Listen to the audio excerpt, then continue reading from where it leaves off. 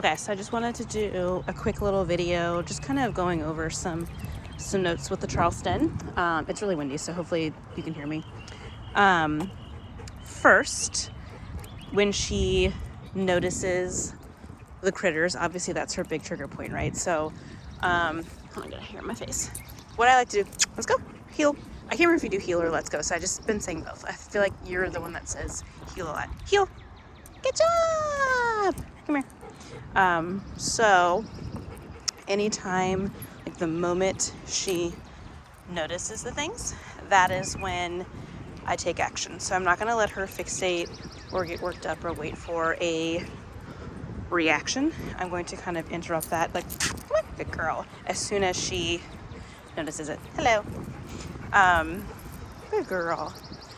So if we wait until there's a reaction, then we have to kind of go above and beyond to fix that. So we need a lot more pressure to combat that. Heel, let's go. Good. Versus that, like, that very split moment of like, I see something and we can kind of like, hey, cut it out. I find that that's a lot easier to fix than her like already dragging and lunging and doing all that stuff. Sit. I gotta fix my hair. It's in my mouth. And of course, like, there's just going to come the times where, heel, let's go, where it doesn't matter. She saw it. She committed to it, like, right off the bat. And in those situations, it's just going to be applying pressure correctly, pulling her back into your space, and you're going to keep applying that pressure. And I like to do, like, a little tap, tap, tap, tap, tap, tap, tap, until her head is turned and facing towards you. That is the moment that you stop the pressure. Which is it's not a great example of what I just did because she's not staring at anything. But you'll see the the dragging where you're pulling her back, but her head is still facing towards the trigger. You're gonna pull back, gut, until she turns her complete body, including her head, back into your space. And I can help you with all that stuff too. Another thing, heel, let's go, is her etiquette on walks. Because she is so outwardly motivated, like she likes animals, she likes sniffing, all of that stuff, I tend to be a little bit more, what's the word I want to use, like I'm a little bit stricter with that. And that's not to be like in charge or alpha or anything like that. I think there's a little bit of lack of clarity. So dogs that are constantly stopping and sniffing and doing all of that stuff, let's go, heel, good. By definition, we are rewarding them for ignoring us and checking out. So, good. Like right there, she wants to stop and say something. I'm just going to tell her no, and let's keep going. If I am letting her do that, she is self-rewarding by something that she finds as the ultimate reinforcer. I'm going to instead, hey, sit, free. Give her opportunities to go do all of the sniffies and all of that. Oh, we gotta pee. All of that stuff as a reward moment when it's on my terms. And again, that's just for clarity purposes. Like, I think she is in her mind thinking it's okay to stop and sniff and stare at animals and do all that stuff because it's allowed elsewhere. So I want it to be a little bit more of like, nope, when we're walking, we're walking. And anytime you start to kind of check out and look at other things and stop and sniff, I'm going to tell you no.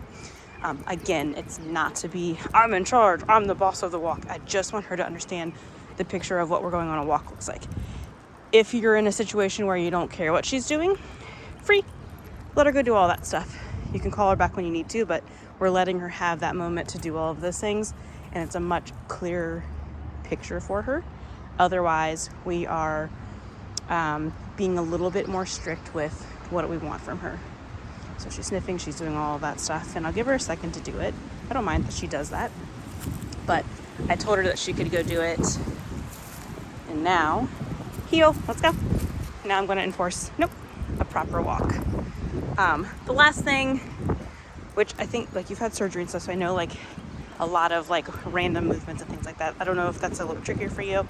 Not being so predictable on the walks. So, like, we're on a path. There's a little creek over here. There's not a lot of animals out right now because it's windy and cold, but Instead of just walking in the straight line where she kind of goes on autopilot, I'm just, heel, let's go, randomly changing direction, bloop, so that she's, in order to avoid meeting the leash pressure, she has to pay a little bit more attention to what I'm doing. I can do some pace changes. Good. And if I want to pay her, I can. Good. Hey. Well, I was going to pay you. Good. There's treats. Oh, look out, snacks. Get that one. Nope, all right.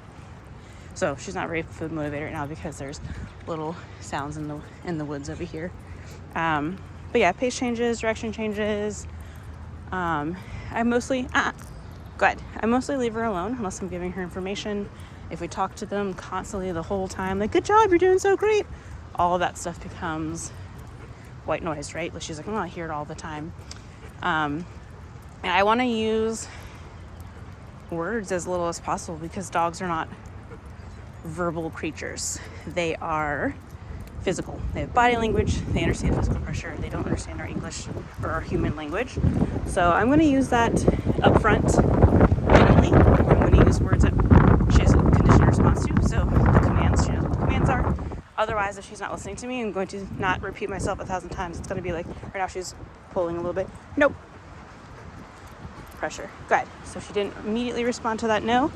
So I gave her just pressure to back up. I'm not going to, no, Charlie, all of that stuff. She gets a command one time. And I feel like we've gone over that before, but I never really like explain it.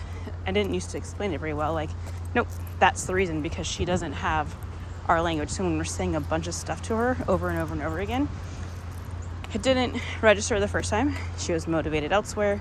The reason that we go directly into pressure is because that is, let's go, heel, it's more clear for her. She understands what that means. She understands how to respond to that. Sit. Just a good. She's a good girl now. She's still so head shy about the, it's all right. All right.